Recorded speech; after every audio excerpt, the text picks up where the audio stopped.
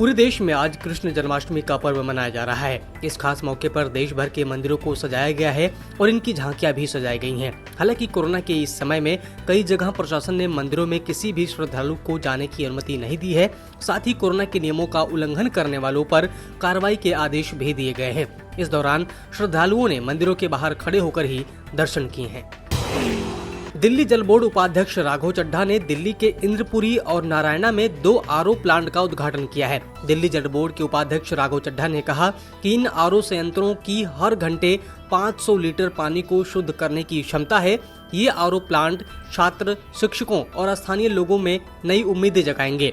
इससे लगातार रोजाना लगभग 11,000 लोगों की प्यास बुझाई जा सकेगी। उन्होंने बताया कि किस तरह से आरओ प्लांट पानी में घुल चुके हानिकारक पदार्थों को कुशलता पूर्वक निकालने की क्षमता रखते हैं, साथ ही पानी को पीने योग्य बनाते हैं। मध्य प्रदेश के मुख्यमंत्री शिवराज सिंह चौहान हर रोज एक पौधा जरूर लगाते हैं। इसी कड़ी में आज उन्होंने भोपाल स्थित स्मार्ट पार्क में कदम का पौधा लगाया। इसकी जानकारी देते हुए उन्होंने ट्वीट करते हुए कहा कि आज हमारे प्रेरणा स्रोत श्रद्धेय कुभा भाऊ ठाकरे जी की जयंती पर उनकी पुण्य स्मृति में स्मार्ट पार्क में कदम का पौधा रोपा। बीजेपी का विशाल स्वरूप ठाकरे जी का त्याग व तपस्या का ही परिणाम है। उनके पद चिन्हों पर चलकर जनता की सेवा और कल्याण के लिए हम हमेशा कार्य करेंगे।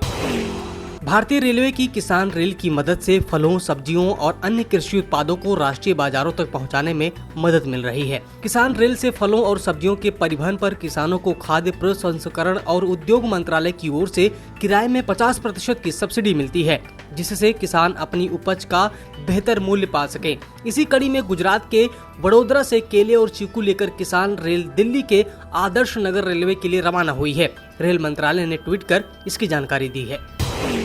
दिल्ली, एनसीआर और हरियाणा के अनेक शहरों में 10 से 15 साल पुराने वाहनों को चलाने वालों पर कार्रवाई करने की तैयारी कर ली गई है। दिल्ली एनसीआर में प्रवेश करते ही आपके पुराने वाहनों को तत्काल रूप से जब्त कर लिया जाएगा। दिल्ली सरकार ने इस संदर्भ में उच्चतम न्यायालय का हवाला देते हुए एक नोटिस भी जारी कर दिया है, जिसमें साफ कहा गया है कि यदि आपका वाहन 15 से 20 साल पुराने हैं तो उन्हें चलाना गैर कानूनी है। उत्तर प्रदेश के 18 जिलों के 619 गांव बाढ़ की चपेट में हैं। इन जिलों में 13 स्थानों पर नदियां खतरे के निशान के ऊपर बह रही हैं। बाढ़ प्रभावितों को हर संभव मदद करने के निर्देश दिए गए हैं। असम में सोमवार को बाढ़ की स्थिति और खराब हो गई, जिसके बाद 14 जिलों के 2,60,000 से अधिक लोग प्रभावित हो गए हैं। स्वास्थ्य मंत्रालय के मुताबिक पिछले 24 घंटे में 42,909 कोरोना के नए केस सामने आए और इस दौरान 380 लोगों की जान चली गई। वहीं पिछले 24 घंटे में 34,763 लोग कोरोना वायरस से ठीक भी हुए। कोरोना महामारी की शुरुआत से लेकर अब तक कुल 3,27,37,000 लोग संक्रमित हो चुके हैं। इनमें से 4,38,210 लोगों की मौत हो चुकी है। अच्छी बात ये रही कि अब तक 3,19,23,000 लोग ठीक हो चुके हैं। देश में कोरोना एक्टिव केस की संख्या 3 लाख से अधिक है। उत्तर प्रदेश के लखीमपुर खीरी जिले में शारदा, घाघरा, सुहेली और मोहना नदियों में आई बाढ़ से Dudhwa tiger reserve, buffer zone और कोर जोन का बड़ा हिस्सा जल से भर गया है। ऐसे में जंगली जानवर पलायन कर सुरक्षित जगह तलाश रहे हैं। कई जगहों पर तो वन्य जीवों, खासकर मगरमच्छों की आबादी के निकट आने का खतरा बढ़ गया है। हालांकि वन विभाग ग्रामीणों को इन खतरे के प्रति लगातार आगाह भी कर रहा है। राष्ट्रीय हरित अधिकरण यानी कि एनजीटी ने उत्तर प्रदेश प्रदूषण नियंत्रण बोर्ड की अनुमति के बिना और पर्यावरण नियमों का उल्लंघन कर बागपत जिले में रेत खनन करने के आरोपी कंपनी पर 5 करोड़ रुपए का अंतरिम जुर्माना लगाया है। एनजीटी ने इसके साथ ही 6 सदस्यीय समिति का गठन किया है और उसे 15 दिन के भीतर बैठक कर आगे की कार्रवाई तय करने का निर्देश दिया है, जिसमें आरोपी company HSM holding private limited के खर्चे पर पर्यावरण को पुनः स्थापित करने की योजना भी शामिल की गई है।